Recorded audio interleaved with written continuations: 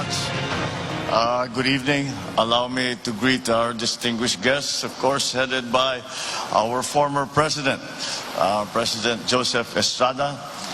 Ang tawag ko sa kanya, siya ang aking among tunay.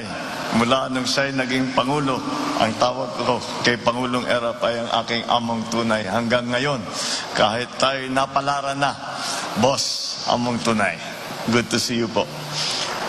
His Excellency, the Ambassador from the People's Republic of China, our good friend who has fostered so many relationships in the time that he has come as the representative of the People's Republic of China, His Excellency Ambassador Wang Ziliang.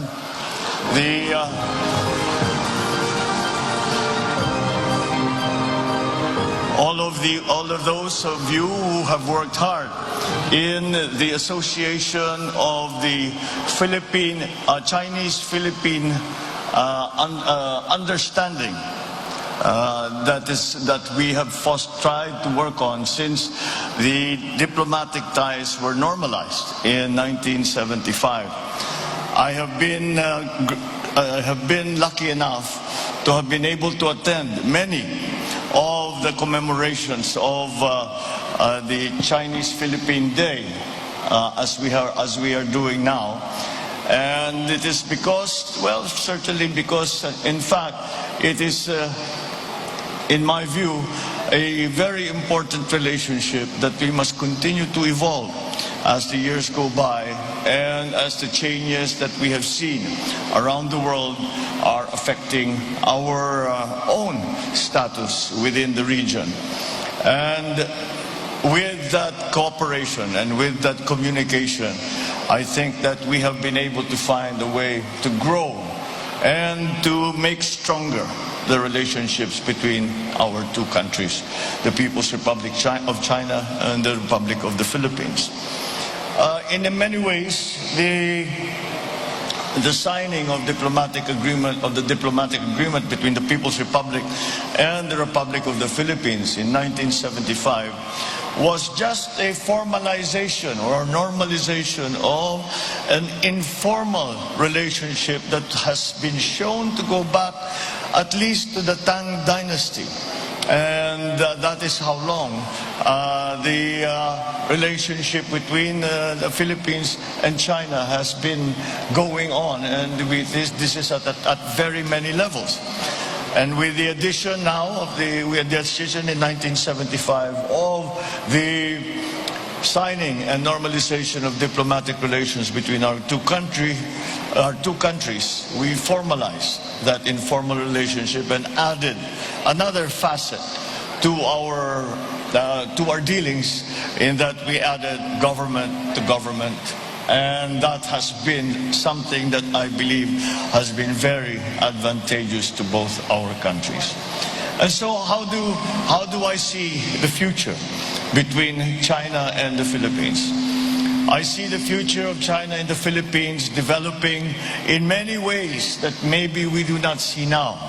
I will encourage our relationship to not only be in the very strict and formal senses of business or government to government or public and private partnerships. All of those we will encourage. But I learned a term in one of the conferences I was invited to in China, and it is a good term because it is, I believe, presents for us another opportunity to grow closer. And that term that I learned from the Chinese is people to people. And I think that it is another place, another area, another direction that we can explore to strengthen our foundations, to strengthen the foundation of our partnership, our friendship, and so that we move forward together into the future. The difficulties, the differences we may have will be helped in every way as long as we continue trying and continue to communicate and continue to be forthright in the interests of each of our countries. I am of the firm belief that as we try to make our way in the post-pandemic world, then that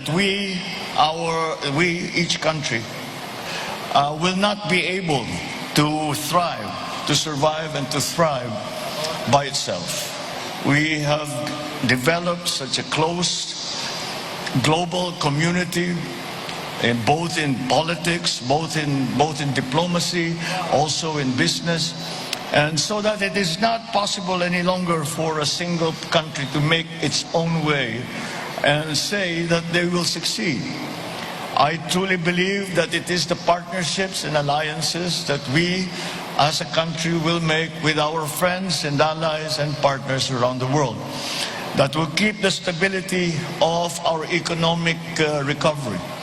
And I think that, again, the synergy that will come from that cooperation is what I believe will bring us forward to a bright future. And to come to the day when we can say we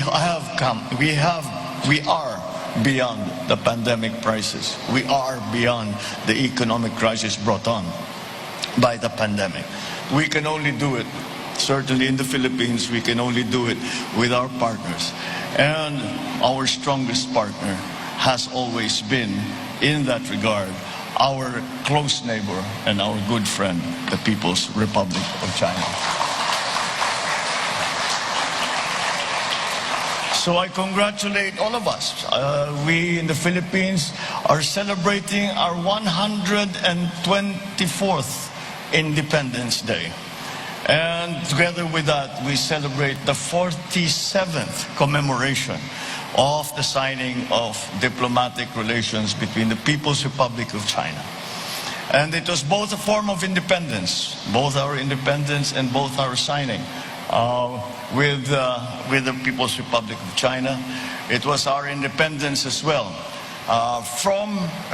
Perhaps we will continue what President Duterte has started, what has been described as an independent foreign policy. And this is what we feel is best in the national interest. And I think it is to be advantageous not only to our friends in China, but to all our friends around the world.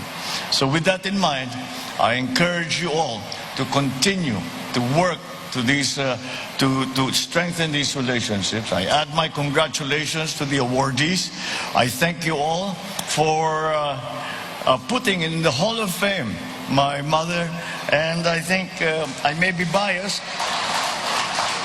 I think it is just right because China cannot find a greater champion than my mother in the Philippines.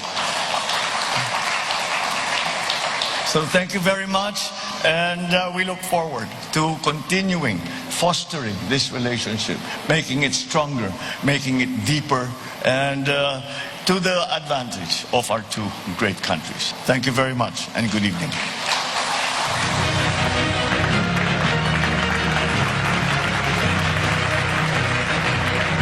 Thank you, Philippine President-elect Ferdinand Romualdez Marcos Jr.